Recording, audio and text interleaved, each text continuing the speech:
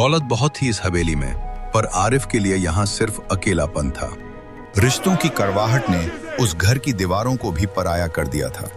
आखिरकार उसने वो सब छोड़ दिया जिसे दुनिया विरासत कहती थी।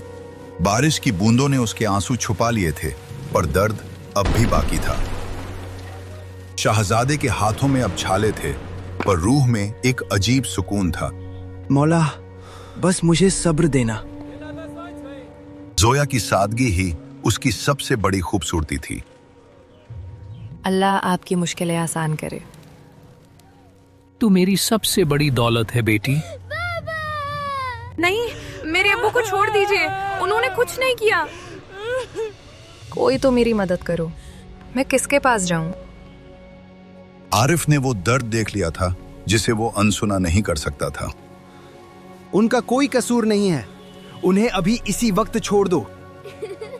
अब्बू, अल्लाह का शुक्र है आप आ गए। कौन था वो जिसने हमारी बिना कहे मदद कर दी? सच्ची मोहब्बत कभी शोर नहीं मचाती। नजरें मिली और वक्त जैसे ठहर सा गया। वो पहली मुस्कान किसी इबादत से कम न थी। बिना लफ्जों के ही उनकी खामोश गुफ्तगू जारी थी। उसकी आंखों में कुछ तो है जो मुझे चैन नहीं लेने देता। तुझे पाने की हसरत नहीं, बस तुझे खुश देखना चाहता हूँ। दुआएं जब एक जैसी हों तो दिल अपने आप जुड़ जाते हैं।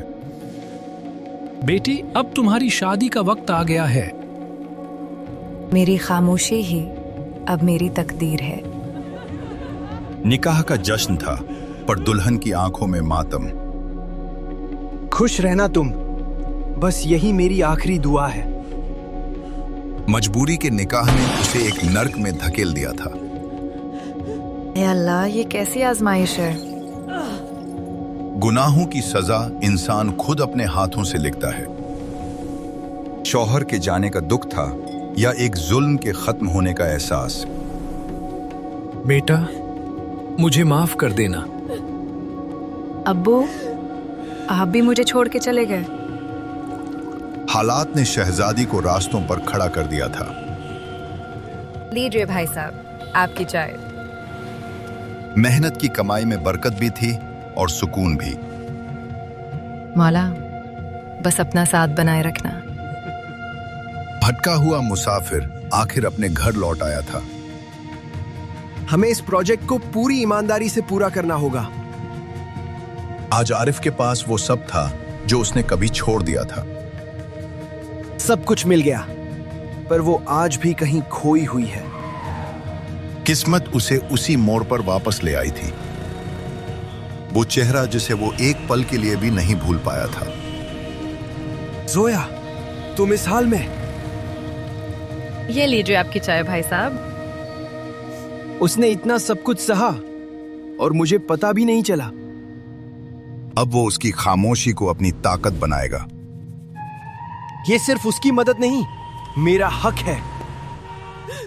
ये सब कैसे मुमकिन है? अल्लाह तेरा लाख लाख शुक्र है। एक छोटा सा ठेला अब एक खूबसूरत कैफे बन चुका था। जोया की मेहनत और एक अनजान हाथ ने उसका नसीब बदल दिया।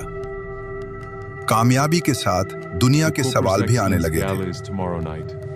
क्या मुझे वहां जाना चाहिए? आज उस खामोश मोहब्बत का पर्दा हटने वाला था।